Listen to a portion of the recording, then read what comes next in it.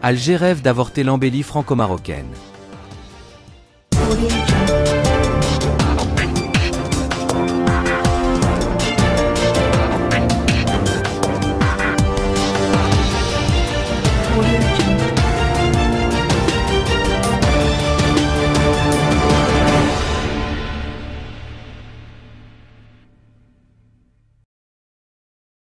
Il y a une incontestable certitude, le printemps franco-marocain qui s'annonce donne des ulcères au régime algérien. Un rapprochement inacceptable pour Alger qui, à n'en pas douter, fera tout ce qui est en son pouvoir pour le dynamiter. Pour le régime algérien, l'entente entre Paris et Rabat est perçue comme un énorme danger qui risque de clore une bonne fois pour toute l'affaire du Sahara marocain transformé par Alger en un fonds de commerce diplomatique. Aujourd'hui, Paris montre des signaux selon lesquels la diplomatie française est sur le point de procéder à une reconnaissance de la souveraineté du Maroc sur son Sahara. Ce scénario, de plus en plus inévitable au vu des récentes visites françaises au Maroc et des déclarations favorables au royaume, est un vrai cauchemar pour le régime algérien. Un régime qui avait montré une effervescente susceptibilité sur un maillot sportif est capable de tout pour influencer et contraindre une décision française. D'où aujourd'hui cette interrogation qui se pose, que peut faire ce régime militaire algérien pour tenter de faire avorter cette embellie entre Paris et Rabat? De quelles précieuses cartes il dispose pour tenter de freiner ce rapprochement? La récente actualité franco-algérienne qui évoque l'arrestation en France d'un influenceur algérien, Saïd Bensedira, réfugié politique, à Londres, accusé par certains médias de vouloir fomenter des tentatives d'assassinat contre des opposants algériens avec l'aide et la bénédiction des services algériens.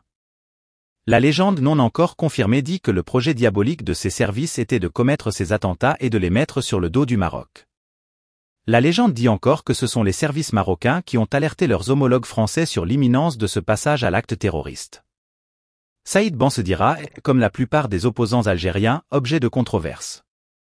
Interdit de territoire algérien, stigmatisant à longueur de vidéo le président Abdelmadjid Tebboune, il n'en diffuse pas moins une inextinguible haine contre le Maroc et ses institutions.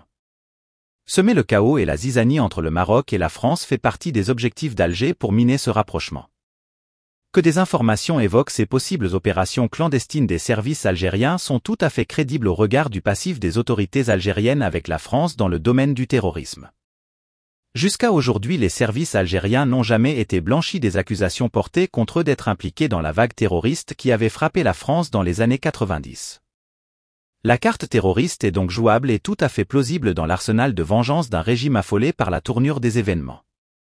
Tout aussi plausible la carte migratoire qu'Alger peut activer à destination des rivages européennes et dont la masse algérienne candidate à l'immigration finira, pour des raisons culturelles familiales et historiques, sur le territoire français.